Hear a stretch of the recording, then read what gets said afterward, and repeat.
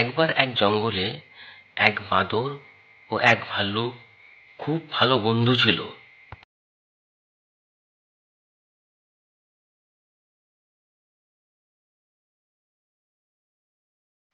তারা একে অপরের সঙ্গে খুব খেলাধুলা করত ও খুব মজাও করত।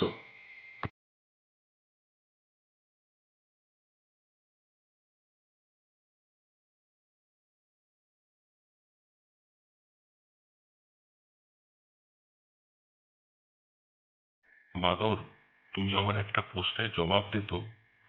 তুই আমাকে সবসময় নকল করিস কেন বলতো? এর আগেও আমি তোকে অনেকবার দেখেছি, আমি যেমন করি তুই তেমনটা করিস। আমি যেভাবে হাঁটি তুই তেমনভাবে হাঁটিস। আমি যেভাবে কথা বলি তুই তেমন সেইভাবে কথা বলিস। তুমি কত বড় শক্তিশালী ভাল্লুক, আমি তোমার মতো হতে চাই, তোমার মতো শক্তিশালী হতে চাই। তুই তো খুব ছটপটে আর চঞ্চল, তুই আমার মতো হোস না। তুইও খুব ভালো রে। এই বাঁদর, দেখ ওইটা কি রে, চল দেখি। মনে তো হচ্ছে একটা মধু ভরা বান রে, তাড়াতাড়ি আয়। আরে, এই মধুটা খুব টাটকা, এবার তো খুব মজা হবে। খাবো এখন মধু। ভাতটা এখানে কে রেখে গেল? আহ, কি টেস্টি! ভাল্লুক, আমি কি একটু খেতে পারি?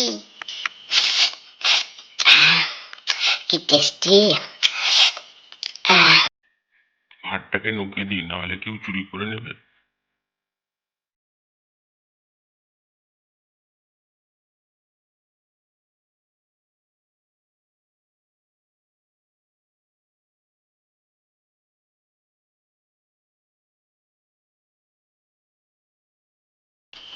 ভাল্লুক মনে হয় কখনোই আমাকে মধু দেবে না। আমার মনে হয় ওর শক্তিশালী হওয়ার রহস্য এই মধুটাই। এই মধু খেয়ে ও শক্তিশালী হয়েছে।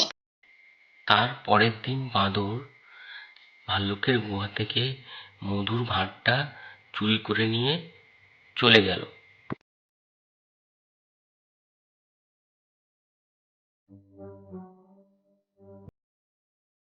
আহ মরে গেলাম রে, মরে গেলাম, পেটে ব্যথায় মরে গেলাম।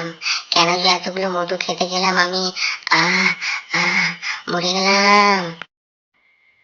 তারপর ভাল্লুক বাঁদরের এই অবস্থা দেখে দ্রুত দৌড়ে তার কাছে জিজ্ঞেস করার জন্য গেল।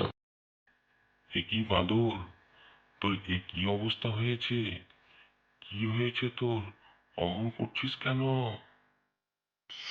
ভাল্লুক, ও ভাল্লুক, আমাকে ক্ষমা করে দাও, আমি তোমার সব মধু খেয়ে ফেলেছি। এই জন্যই তোকে অল্প মধু দিয়েছিলাম খেতে, কারণ বেশি মধু তুই হজম করতে পারবি না। আমি ভাল্লুক, আমি একবার মধু খেলেও হজম করে নেওয়ার ক্ষমতা আছে আমার। কি বুঝলে বন্ধুরা?